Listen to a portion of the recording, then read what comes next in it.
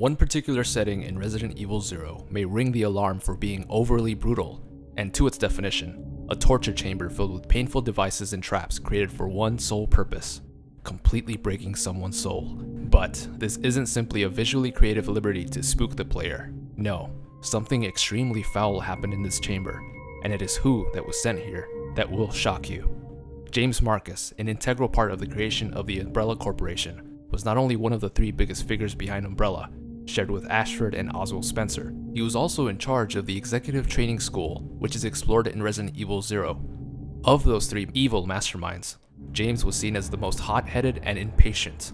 This brash temper of his led him to some extremes in research. At first, animals were test subjects, which explains the rabid, annoying primates found in the torture chambers. But the experiments were doomed to fail, and in Marcus's mind, weren't fast enough. And the data provided just wasn't good enough to create the ultimate weaponized virus. He wanted better, fresh, and intelligent subjects. And who did he pick? Young children. It's unclear how these kids were selected to become test subjects. There are two possible scenarios. One, they were kidnapped and forced to comply, or they were carefully selected by Marcus himself.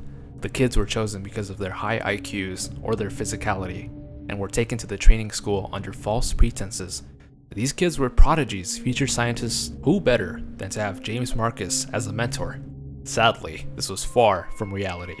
The reality of the situation was that the children were slowly introduced to Marcus's sadistic research viruses, having the kids unknowingly touch leech specimens, thus becoming infected and eventually mutating. Here's one unfortunate account from one of the children's diaries. What is it that Director Marcus is researching all the time? And what's with his weird interest in leeches? Interest seems more like love at times. Rumor has it that there's something dangerous about those leeches. It is true that when Dennis just touched one, he got ill with a fever. There were those horrible moans beyond that door. That poor bastard. Scratching and scratching. Makes me itch just watching him. Must maybe go, if can, but Dennis gone. Hungry. Help. Mom. A sad note that these kids begged for their parents towards the end of their lives thanks to the inhumane experiments by James Marcus. The children were fooled and little by little, mutated into grotesque beings. They were left in their beds as they mutated.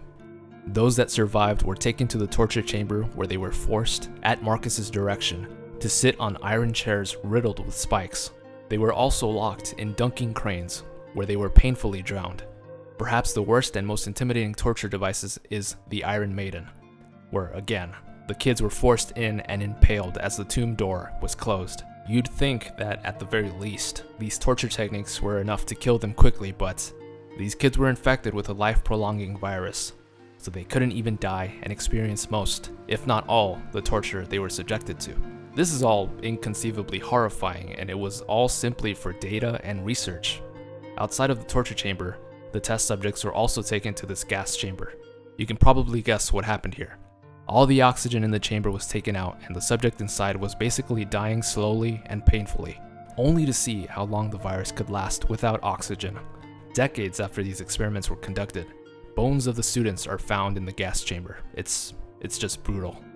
When these poor children finally escaped all this torture through death, their bodies were still experimented on in the secret auxiliary research room. They were cut open, their organs were kept in jars for further study. Oof. These poor kids. There's literally no redeeming quality for James Marcus. He is easily one of the most horrible characters ever written in the Resident Evil universe, and it was because of his love for biology, power, and instant results. What are your thoughts on these brutal experiments? Does that clear up any questions as to why there was a torture chamber in the game?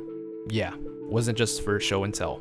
There's always a deeper story to everything in the Resident Evil series. Thanks for watching. Be sure to comment down below any suggestions for other lore videos. Don't forget to like and subscribe. And as always, stay single.